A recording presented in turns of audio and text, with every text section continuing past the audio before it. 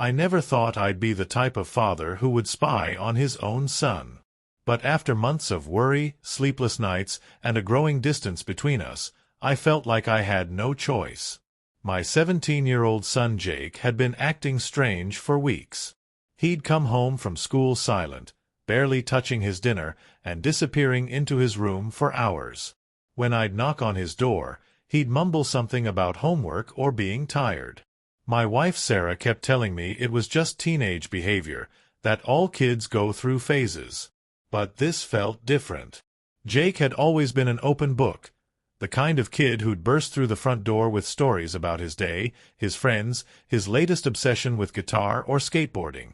This new version of my son felt like a stranger living in our house. The breaking point came when I found him crying in the garage at 2 in the morning. He quickly wiped his tears and claimed he couldn't sleep, but I knew something was seriously wrong. That's when I made the decision that would change everything between us.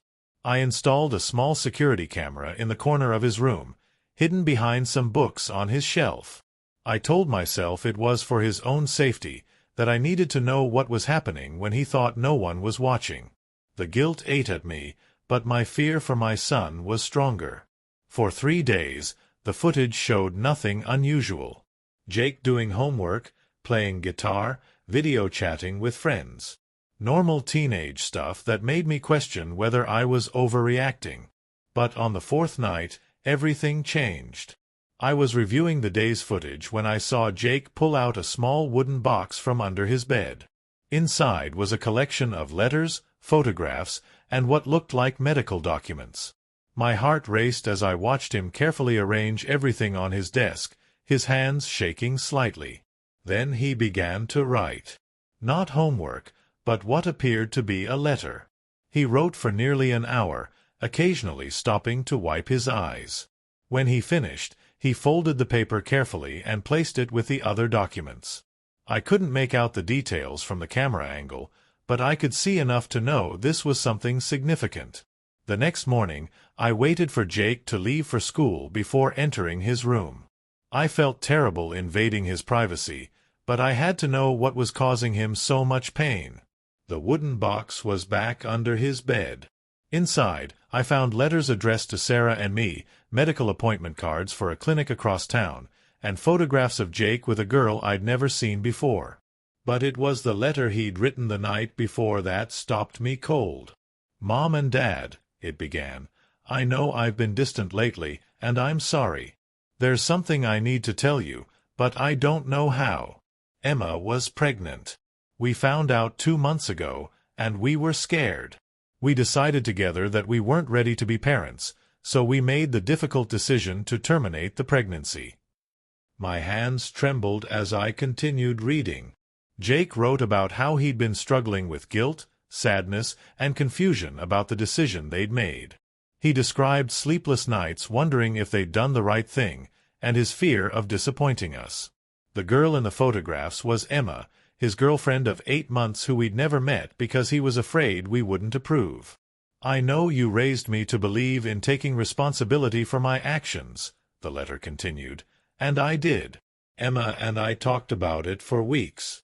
We considered every option, but we both agreed we weren't ready to be parents. I've been seeing a counselor to help me process everything, and I think I'm ready to tell you the truth. I just hope you can understand and forgive me." The letter went on to explain his recent behavior, his withdrawal from family activities, and his desperate need for space to process his emotions. He wrote about how much he loved and respected us, and how terrified he was that this situation would change how we saw him. I sat in his room for what felt like hours, holding that letter and trying to process everything. This wasn't the rebellious teenage behavior I'd been expecting. This was a young man dealing with one of life's most difficult decisions, carrying the weight of it alone because he was afraid of our reaction. When Jake came home from school that day, I was waiting for him in the living room with the letter in my hand. His face went white when he saw it, and I could see him preparing for the worst. But instead of anger or disappointment, I felt an overwhelming surge of pride for the mature, thoughtful way he'd handled such a difficult situation. "Son," I said, standing up and walking toward him. "We need to talk." That conversation lasted until nearly midnight. Jake told me everything, about Emma, about their relationship, about the pregnancy and their decision. He cried as he described the appointment at the clinic, how Emma had been scared, and how he'd held her hand through the entire process. He talked about the counseling sessions he'd been attending, paid for with money from his part-time job. What struck me most was his maturity. This wasn't a careless teenager making impulsive decisions. This was a young man who'd found himself in an incredibly difficult situation and had handled it with more wisdom and consideration than many adults would show. I never told Jake about the camera. I removed it the next day and never felt the need to use it again. That night changed our relationship forever, but not in the way I'd expected. Instead of creating distance, it brought us closer than we'd ever been. Jake began opening up about other aspects of his life. His fears about college, his struggles with anxiety, his dreams for the future. Looking back, I realized that my son didn't need surveillance. He needed trust. The camera hadn't revealed a troubled teenager making poor choices. It had revealed a young man dealing with adult problems with remarkable grace and maturity. Sometimes the most unexpected discovery is that your child has grown up to be exactly the person you hoped they'd become.